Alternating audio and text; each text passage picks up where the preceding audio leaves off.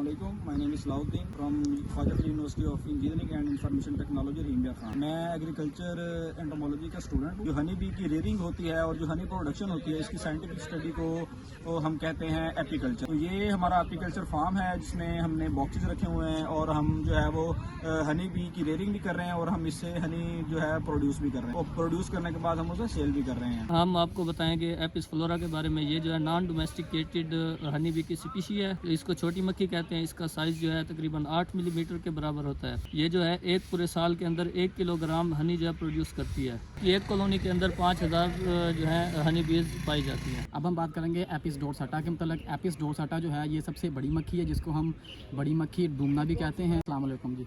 Apis dorsata के मतलब हम बात करेंगे। एपिस डोरसाटा जो है ये इसको बड़ी मक्खी भी कहते हैं, डूमना भी कहते हैं, इसको पहाड़ी मक्खी भी कहते हैं। इसका अगर बॉडी साइज़ की बात करें तो इसका बॉडी साइज़ तकरीबन 16 से 18 मिलीमीटर तक होता है। ये नॉन डोमेस्टिकेटेड है। नॉन डोमेस्टिकेटेड का मतलब हम इसको रेयर नहीं कर सकते, पाल नहीं सकते। उसकी वजह ये है कि इसका जो स्टिंगिंग बिहेवियर है यानी कि डंग मारने का जो बिहेवियर है वो बहुत ही शदीद है और इसका बहुत ही तकलीफदा होता है। और हमने किताबों में पढ़ा है कि ये जो अपना अगर किसी को इसको छेड़ दिया जाए तो ये उसको मौत तक के पीछे नहीं छोड़ती। लेकिन रियलिटी में मैंने इनको ऑब्जर्व किया है कि हमारे स्कूल में बच्चों ने छेड़ दिया था तो ये उनके घरों तक पहुंच गई थी, वो पीछे नहीं छोड़ा था, तो स्कूल में छुट्टी करनी पड़ती। इसके अलावा अगर हम इसकी हनी शहद की प्रोडक्शन की बात करें तो एक साल में हम 35 किलोग्राम शहद इनसे ले सकते हैं, लेकिन इनको पाल नहीं सकते। और एक छत्ता, इनके छत्ते की बात करें तो बहुत बड़े बड़े छत्ते होते हैं और ये शाखों पर, दरख्तों की शाखों पर उन जगह पर पाई जाती हैं ज़्यादातर जहाँ पर ये लोगों की आमदरफ्त कम हो। और मक्खियों की बात करें तो एक छत्ते में तकरीबन 25,000 मक्खियाँ जो हैं वो पाई जाती हैं। अस्सलाम वालेकुम। ये जो स्पीशी हम डिस्कस करने जा रहे हैं ये थर्ड स्पीशी है, हनी बी की थर्ड स्पीशी है जिसे एपिस मेलिफेरा कहते हैं।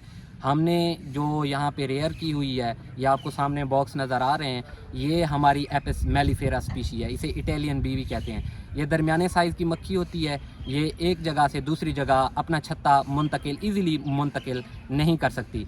इसकी जो एवरेज यील्ड होती है वो 100 किलोग्राम पर ईयर होती है। मतलब सबसे जो ज़्यादा यील्ड देती है, सबसे ज़्यादा जो प्रोडक्शन हनी बी की होती है वो एपिस मेलिफेरा से होती है। इसलिए लोग ज़्यादातर इसे पालते हैं, इसे डोमेस्टिकेटेड करते हैं। कुछ स्पीशीज़ ऐसी हैं जो सिर्फ स्टिंग करती हैं, ये बाइट भी करती है और स्टिंग भी करती है। हनी बी की सबसे लास्ट स्पीशी मेलिपोना इरिडीपेनस के बारे में हम बात करते हैं। ये एक डोमेस्टिकेटेड स्पीशीज है और इसकी जो तादाद होती है वो 500 से लेकर 1000 तक एक छत्ते में होती है। कि हनी प्रोडक्शन की हम बात करें तो ये एक छत्ते में एक साल में 100 ग्राम हनी जनरेट करती हैं। कोई भी जो एपीकल्चर फार्म चलाता है तो इस हनी को प्रेफर नहीं करता क्योंकि ये बहुत कम हनी जनरेट करती हैं, मेलिपोना इरिडीपेनस। जैसा कि हम हनी बीज की स्पीशीज़ के बारे में बात कर रहे हैं तो उसमें हम बात करेंगे एपिस सिराना की। एपिस सिराना जो है इसे हम हिल बी भी कहते हैं।